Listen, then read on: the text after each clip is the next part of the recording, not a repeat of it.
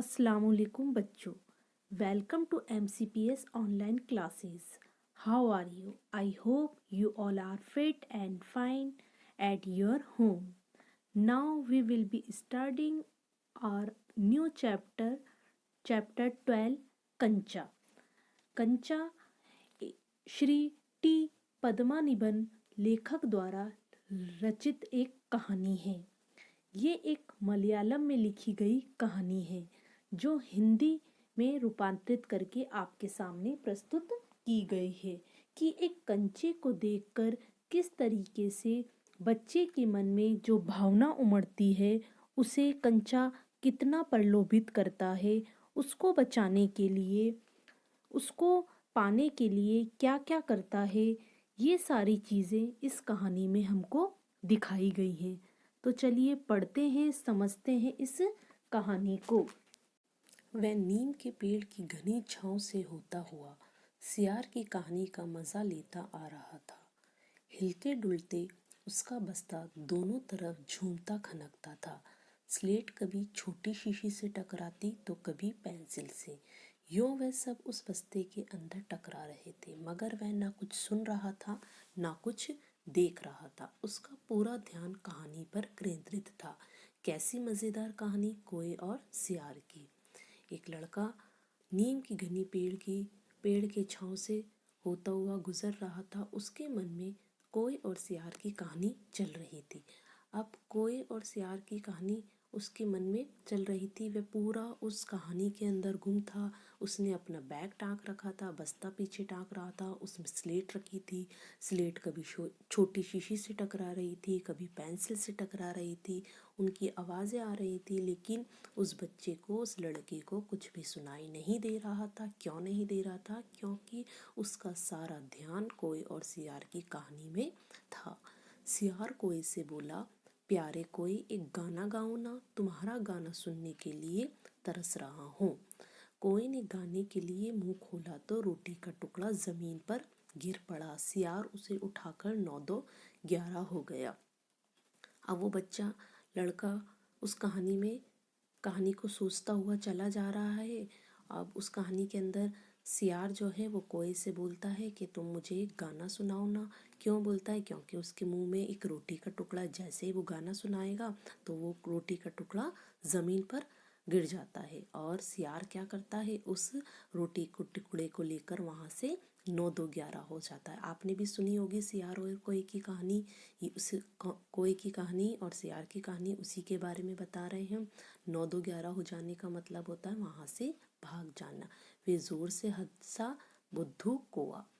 वह चलते चलते दुकान के सामने पहुंचा. वो लड़का उस कहानी के बारे में सोचता जा रहा है और चलता जा रहा है. अब वो चलते चलते कहाँ पहुंच जाता है?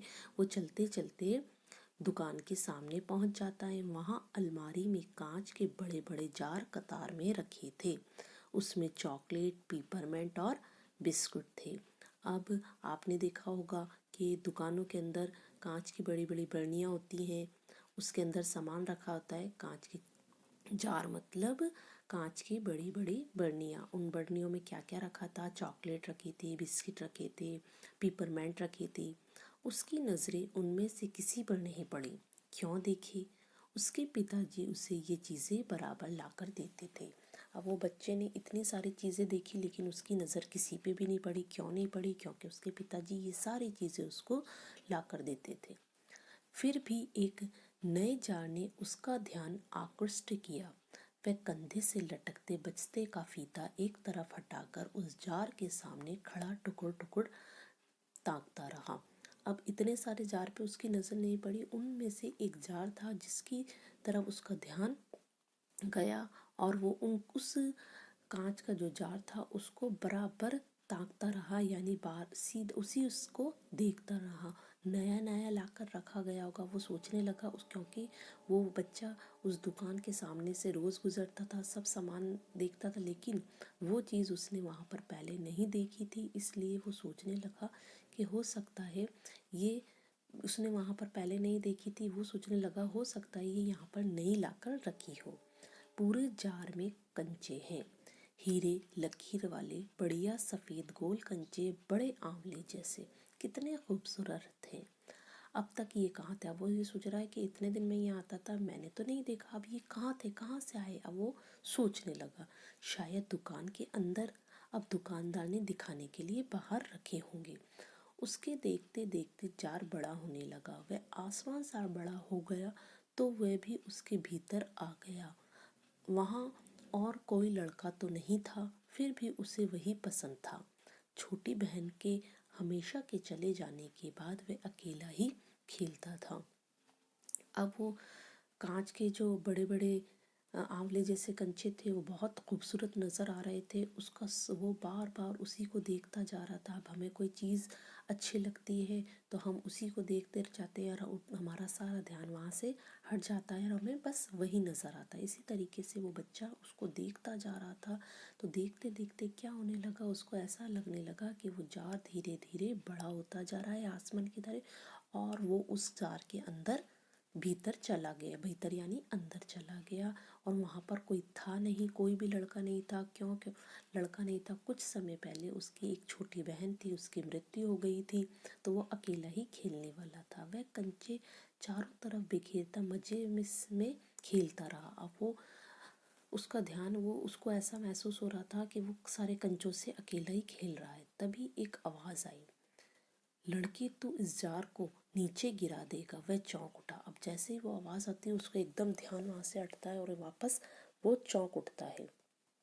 जार अब छोटा बनता जा रहा था, क्योंकि उसका ध्यान हट गया तो जार वापस धीरे धीरे छोटा होता जा रहा था। छोटे जार में हरी लकीर लकीर वाले सफ़ेद गोले, छोटे आंवले जैसे। सिर्फ 2 जने वहाँ हैं। वहाँ वह और बूढ़ा दुकानदार के चेहरे पर कुछ चिड़चिड़ाहट थी। मैंने कहा ना, जो चाहते हो वह मैं निकाल कर दूँ। वह उदास हो अलग खड़ा रहा। क्या कंचा चाहिए? अब दुकान वहाँ पर 2 ही जने थे, एक तो लड़का था और दुकानदार। अब दुकानदार, वो लड़का जो था वो उदास खड़ा हो गया। क्यों खड़ा हो गया? क्योंकि दुकानदार जो था वो चिड़चिड़ाने लगा। वो चिल्लाकर उससे बोलने लगा, तुम्हें क्या चाहिए? तो क्या कंचा चाहिए? दुकानदार ने जार का ढक्कन खोलना शुरू किया। उसने निषेध में सिर हिला दिया। अब वो उदास खड़ा था। अब उसके समझ में नहीं आया, क्योंकि दुकानदार एकदम चिल्लाया उसके ऊपर।